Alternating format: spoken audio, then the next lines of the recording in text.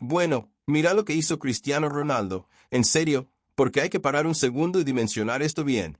Portugal goleó 5-0 a Uzbekistán en Houston, y el capitán portugués anotó un doblete que lo convirtió en el único futbolista en la historia del mundo en marcar goles en 6 Copas del Mundo distintas. 6. Ningún jugador, en toda la historia del fútbol, había llegado a esa cifra antes que él. Y como si fuera poco, llegó a 10 goles totales en mundiales, superando a Eusebio como el máximo goleador de Portugal en la historia del torneo. Entonces sí, fue una noche grande para Portugal, sin discusión. Pero acá no venimos a vender humo, así que también te voy a contar todo lo que pasó detrás del marcador, porque hay detalles de este partido que están dando mucho que hablar y que el resultado de 5-0 tapa un poco. Te cuento el tiro libre que todos los hinchas esperaban que pateara Cristiano y que terminó ejecutando Nuno Méndez, lo que eso generó en redes, el gol de Uzbekistán que el VAR anuló justo cuando el partido podría haberse complicado, los registros históricos que Cristiano casi rompe. Y si esta Portugal realmente resolvió el problema de fondo o simplemente tuvo el rival que necesitaba para lavarse la cara después del debut. Quédate, que hay tela para cortar. Antes de seguir, si todavía no estás suscrito al canal, este es el momento. Seguimos partido por partido durante todo el Mundial, sin filtros. Suscríbete y vamos al partido. Para entender bien lo que significó este partido, hay que recordar todo lo que pasó en los días previos, porque esto no era solamente un partido de fútbol para Portugal. Era una prueba de fuego en múltiples frentes al mismo tiempo. Por un lado, el problema deportivo real. Portugal venía de empatar 1-1 con RD Congo en el debut, un resultado que nadie esperaba y que dejó al equipo con la obligación de ganar sí o sí para no meterse en un lío de cara a la clasificación. El rival de hoy, Uzbekistán, había perdido su debut 3-1 contra Colombia, así que llegaba golpeado y con la obligación de sumar para mantenerse con vida. Pero por otro lado, y esto es lo que le daba una carga emocional única a este partido, Portugal llegaba en medio de una tormenta mediática descomunal. Los comentarios de João Neves en zona mixta sobre Cristiano que te conté en videos anteriores, la intervención de Katia Beiro en redes, las fake news generadas con inteligencia artificial, Georgina respondiendo a un comentario que nunca existió. Todo ese circo mediático estaba todavía fresco cuando salieron a jugar este partido. Y ahí está la pregunta de fondo que le daba tensión extra a cada toque de balón de Cristiano esta noche. ¿Iba a responder con goles, como él siempre prometió que haría, o iba a volver a quedar en deuda como en el debut? El estadio NRG de Houston se preparaba para responder esa pregunta.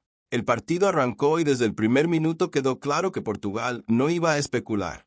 Roberto Martínez mandó a su equipo a presionar alto, a atacar por las bandas y a buscar el gol desde temprano. Bruno Fernández avisó al minuto 2 con un disparo desde el borde del área que fue bloqueado por la defensa uzbeca. Joao Cancelo también intentó desde fuera en los primeros compases. Y al minuto 5, antes de que el partido terminara de acomodarse, llegó la historia pura.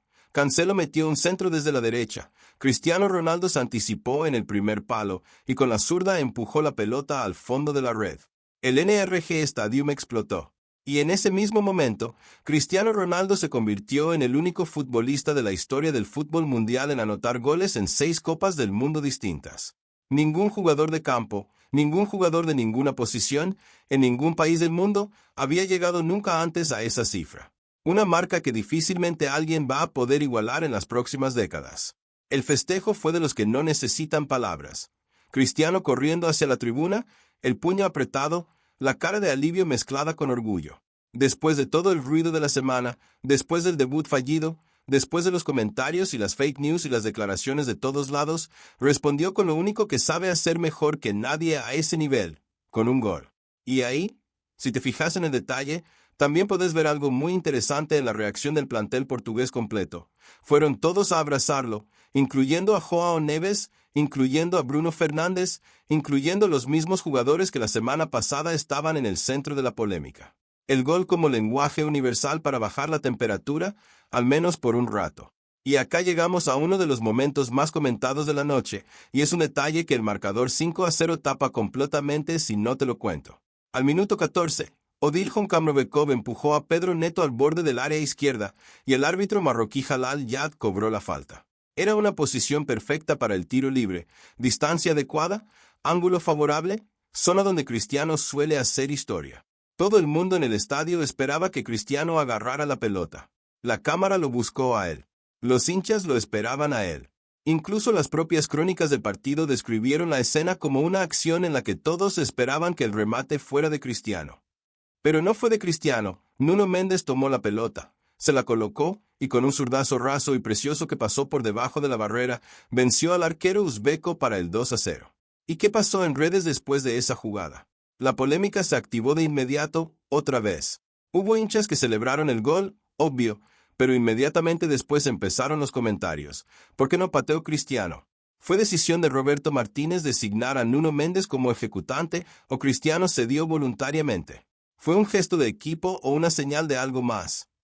La respuesta honesta es que no lo sabemos con certeza, porque ninguno de los dos habló de eso puntualmente en conferencia de prensa. Lo que sí sabemos es que el gol fue un golazo, que Nuno Méndez lo ejecutó de manera impecable y que el marcador pasó a 2-0 Portugal en apenas 17 minutos. Pero el debate quedó abierto, y te lo tiro para que lo respondas vos en los comentarios. Si en una posición así, con Cristiano en el campo, el tiro libre lo patea otro jugador, ¿qué te genera eso? El partido siguió con Portugal dominando absolutamente, sin que Uzbekistán pudiera salir de su propia mitad de cancha con comodidad. Y al minuto 39 llegó el tercer gol y el doblete de Cristiano. Esta vez sí, de la manera más propia de él, un remate entre las piernas del arquero uzbeco tras una asistencia filtrada de Bruno Fernández. El bicho, como le dicen los portugueses, encontrando los espacios que necesitaba con la inteligencia de movimiento que siempre tuvo, incluso cuando las piernas ya no dan para el desborde ni para el sprint. Pero antes de que te vayas al descanso pensando que fue todo flores para Portugal, hay un dato del primer tiempo que vale muchísimo la pena contarte. Uzbekistán tuvo una jugada donde parecía que iba a descontar. Un remate potente de Aziz Honganiev tras una buena recuperación de Abbozbek Faizuyev sobre Joao Cancelo. La pelota entró, el festejo uzbeco empezó y el árbitro fue al VAR. La revisión determinó que hubo una infracción previa sobre el propio Cancelo en el origen de la jugada y el gol fue anulado. Ese detalle es importante para el análisis real del partido. Uzbekistán tuvo su momento, tuvo su jugada para meterse en el partido y el VAR se lo borró. ¿Qué hubiera pasado con un 2-1 en el marcador antes del descanso, con todo el estadio latiendo diferente? Esa es la pregunta que nunca vamos a poder responder, pero que vale la pena tener en cuenta para no vender este 5-0 como una goleada sin ninguna fricción. El segundo tiempo arrancó con un guión predecible. Portugal ya ganaba 3-0, Uzbekistán tenía que salir a atacar, y eso le abría espacios enormes al equipo de Roberto Martínez para golpear en el contragolpe.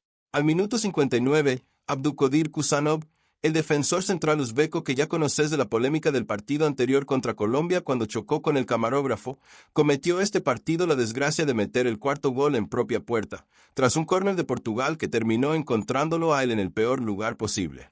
Un autogol que sentenció definitivamente cualquier intento de remontada uzbeco. Cristiano, por su parte, estuvo muy cerca del hat-trick en varias oportunidades del segundo tiempo. Al minuto 58 tuvo una chance clara que el arquero uzbeco desvió de manera espectacular. Al 74, otra oportunidad que volvió a quedar en nada. Incluso Nuno Méndez entró raso para el poco después, pero el remate tampoco encontró el arco.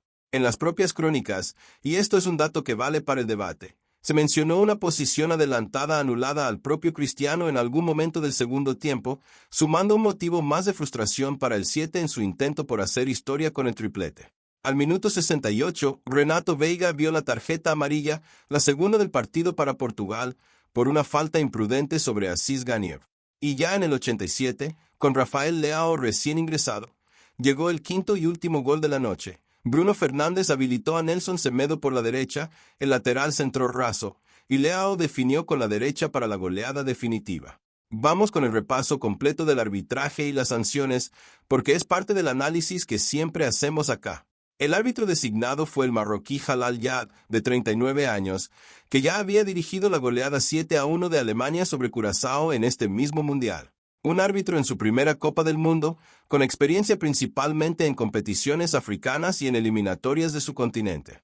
Las tarjetas del partido quedaron así. Odiljon Kamrovekov, de Uzbekistán, fue el primero en ver el amarillo al minuto 14, justamente por la falta sobre Pedro Neto que generó el tiro libre que pateó Nuno Méndez. Y la segunda amarilla del partido llegó al minuto 68 para Renato Veiga, el defensor central de Portugal, por la falta imprudente sobre Aziz Ganiev. En total, 2 amonestados, 1 por equipo, sin expulsiones, sin rojas y sin jugadas que generaran reclamos serios de sanciones no cobradas. En cuanto a disciplina general, fue un partido limpio en ese sentido, con poca fricción fuera de lo esperado para un encuentro tan desbalanceado en el marcador. Y acá llegamos al veredicto, porque esto es lo que más se está discutiendo en redes desde que terminó el partido. ¿Portugal resolvió su problema de fondo o simplemente tuvo el rival que necesitaba? El argumento a favor de Portugal es claro. Ganó 5-0, con un plantel que no llegó ni al 60% de su capacidad real, con Cristiano marcando doblete histórico, con 4 goleadores distintos en el partido. Dominio total de principio a fin. 4 puntos en el grupo, clasificados prácticamente a 16avos. El argumento en contra, que también existe y es legítimo, Uzbekistán es el rival más débil del grupo K. Llegaba con 2 derrotas en sus debuts mundialistas y nunca encontró ni la forma ni el nivel para complicar a Portugal en ningún momento del partido, salvo ese gol anulado por VAR que hubiera cambiado el clima completamente si se hubiera mantenido en pie. Mi lectura personal. Portugal hizo lo que tenía que hacer contra quien tenía que hacerlo, y Cristiano respondió de la manera más contundente posible a toda la polémica de la semana.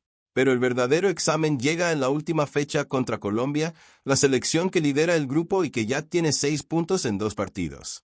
Ahí, contra un equipo de otro nivel, vamos a saber de verdad si este Portugal, con toda la polémica interna y toda la presión mediática encima, está listo para pelear las rondas eliminatorias.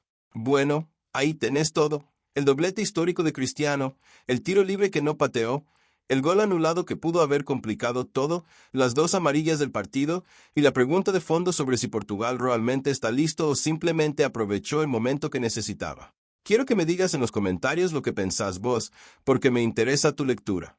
¿Te parece que Cristiano se redimió completamente con esta noche, o todavía le queda algo por demostrar? ¿Crees que fue correcto que Nuno Mendes pateara el tiro libre en lugar de Cristiano, o te hubiera gustado verlo al ejecutarlo? Y la pregunta más grande, ¿Portugal está de verdad para pelear este mundial, o con Colombia ya se ve la diferencia real de nivel?